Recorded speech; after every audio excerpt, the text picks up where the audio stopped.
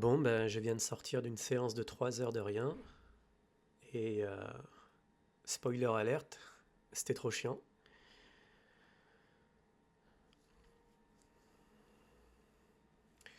Et en même temps, c'est intéressant parce que c'est révélateur du travail qui doit être fait de ma part. Euh, c'est ça qui est révélateur, c'est que, en fait, je disais dans un post que j'avais la flemme de méditer, mais c'est pas tout à fait honnête. La vérité, c'est que ça me fait chier de méditer. Ça m'emmerde de regarder un mur ou de me caler sur ma respiration. En fait, j'ai la sensation de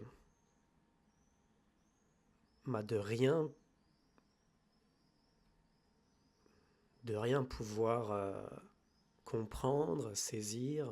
Il n'y a rien sur lequel je peux m'accrocher. C'est comme si c'était un puits sans fond et que bah, c'est perturbant. C'est perturbant pour quelqu'un comme moi qui s'est conditionné tout seul à être dans cette pratique de comprendre, de relier les choses entre elles. Et, et c'est ça qui se passe en ce moment, c'est d'aller voir, d'aller explorer cette façon de vivre où il n'y a plus rien sur lequel je peux m'accrocher en fait, où il n'y a plus que le rien, euh, le néant. Sauf que le rien et le néant, il est absolument pas là. En fait, déjà, quand tu es assis plusieurs heures, tu commences à avoir mal au cul, donc je bouge un peu dans tous les sens. Je joue avec mes lunettes, je commence à m'endormir. Euh, je suis distrait et en même temps diverti par mes monologues intérieurs que je trouve génial et intéressant. Et parfois je me dis, ah merde, c'est vrai que je dois rien faire.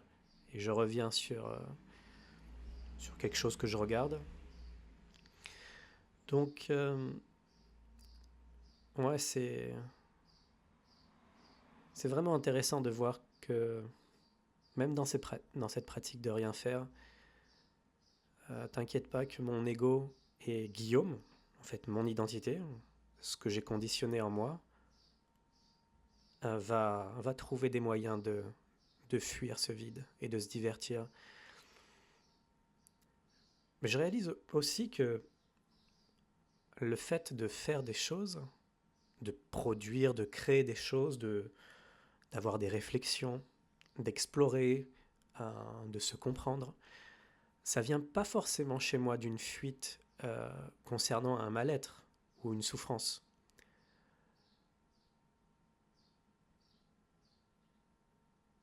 En ce moment, je souffre pas tant que ça. J'ai beaucoup plus souffert quand j'étais plus jeune. Euh, mais aujourd'hui, je vois clairement que ce besoin de créer, de relier les choses entre elles, de comprendre, d'avoir des insights, d'aller creuser qui je suis, euh, c'est trop bien. J'adore ça. J'adore ça. C'est c'est là. Si je peux passer 7 heures d'affilée avec ChatGPT à discuter, à creuser quelque chose et à produire une cinquantaine de posts en une soirée, ben voilà, les faits sont là. J'adore ça.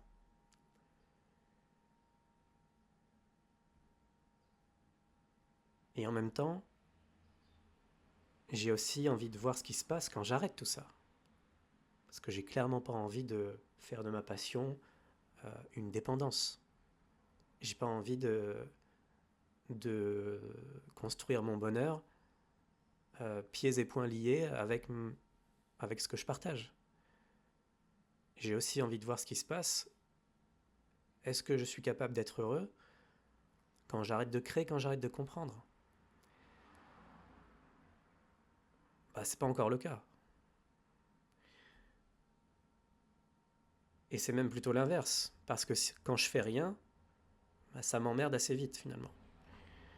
Et il n'y a pas encore de joie hyper intense dans le fait de regarder un mur. Faut être honnête. Mais bon, je le fais quand même parce que je sens que c'est la direction que je dois prendre en ce moment. Euh, j'ai toujours essayé de faire ça, de regarder qu'est-ce qui me fait le plus peur, quelle est la chose. Ouais, qu'est-ce qui me fait le plus peur? Et en fait, je suis allé au contact de cette peur, d'aller explorer justement ces difficultés, ces croyances, ces choses qui me font peur pour voir ce qui se passe. Euh, donc j'ai pu faire des choses vraiment un petit peu aléatoires dans ma vie. Euh, J'avais peur de dire ce que je ressens par rapport à une meuf et je l'ai fait, j'ai vu ce que ça produisait. J'avais peur de partir travailler dans un autre pays, je l'ai fait, j'ai vu ce que c'était. Récemment, j'ai compris que j'avais peur de dire toute la vérité en ce qui concerne mon histoire, mon parcours.